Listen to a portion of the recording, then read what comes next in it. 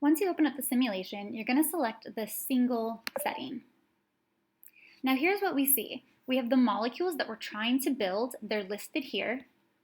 And we have our supplies. We have our atoms that we can use. They're separated into their different elements. So for example, here I see I have the elements hydrogen and oxygen.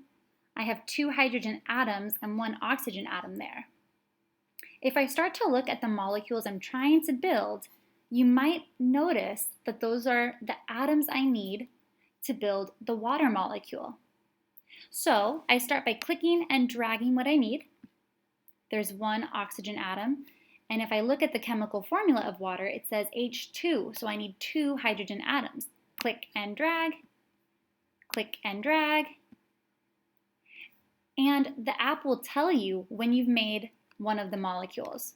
So you click and drag it into your collection, and it tells you, ta-da, nice job. Now I can go to my next set of atoms. So I'm looking here, you can see that it changed the amount that I have. So I could try to match exactly what I did last time, but that didn't help me accomplish anything else. So I maybe have to click and drag to separate things, or sorry, I have to click the this blue button to separate them again. Maybe I can click and drag some other things together. I figured out another one.